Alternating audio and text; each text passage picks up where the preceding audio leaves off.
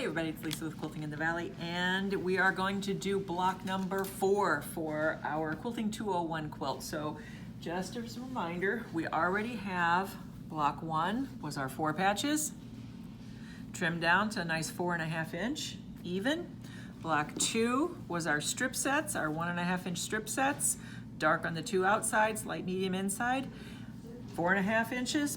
Block 3, half square triangles, trimmed down to a nice even 4.5 inch side.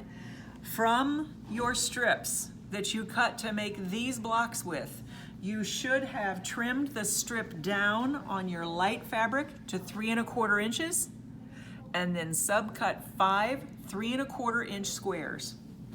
From your medium, you should have cut down the strip you cut for this to 3 inches and then subcut 10 3-inch squares. If you need to, and you may, you can just pull another set of 3-inch squares off of your remaining C fabric. I got all 10 out of my first strip, so I'm okay. All right, the very first thing we're gonna do is we're gonna take our 3-inch, the medium 3-inch strips, and we're gonna put a ruler very carefully, point to point, and we are gonna cut it diagonally. And then we're gonna do the same for another one. So you need 4 of these for each of the blocks that you're making. Turn my iron on while I'm standing here. Okay, try to get point to point. Try not to get off of that point. Okay, then you're gonna take one of your 3.25 inch light squares. You're gonna take one of the triangles that you just cut, and here's a little tip for you. Fold it in half, pinch, fold this in half, pinch, and then place your pinched fold line directly over your pinched fold line, and that'll make sure that you have these lined up properly. And now we're gonna sew with our 1/4 inch seam. We're gonna go right there. I am using my dual feed with my Bernina. That makes sure that my top fabric is pulled through at the same as my bottom. Okay, so I'm gonna put it on this side. Then I'm gonna go to this other side and I'm gonna do exactly the same thing. Always do the opposing side first. Do the opposing side first. That way you're not worrying about getting everything whopper-jawed, because you are working with some bias edges here. Line up real well. Get underneath there.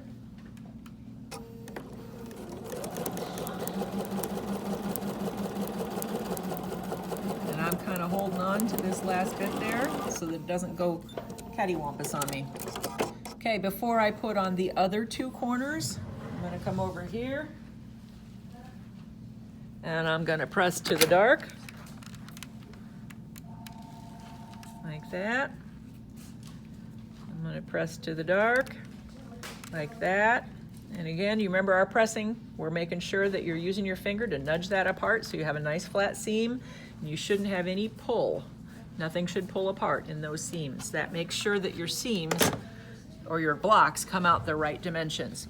Okay, so now I'm going to pinch,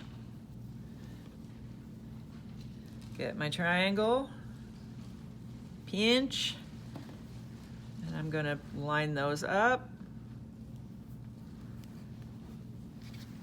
and off we go to the races. And I'm holding on to this bottom end until it gets all the way through there. And I'm gonna do the other side the exact same way. Pinch so I get my middle,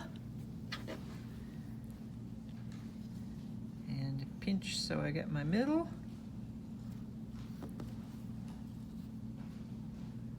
Line them up, and off to the races.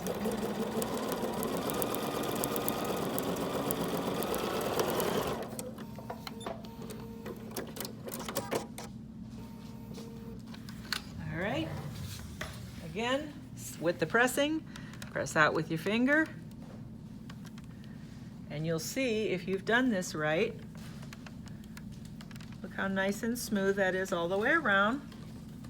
We don't have angles in or angles out. It's a nice straight edge. And the last thing you do with these blocks, and by the way, you are making 5 of these. The last thing you're gonna do with these blocks is you are going to make sure you've got them trimmed down to 4.5 inches. So you should have, if you've done this right, a 1/4 inch past that point, a 1/4 inch past that point, and a 1/4 inch,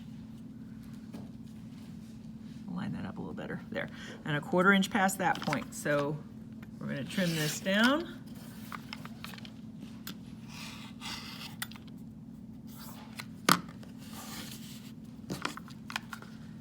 Make sure my ruler didn't move.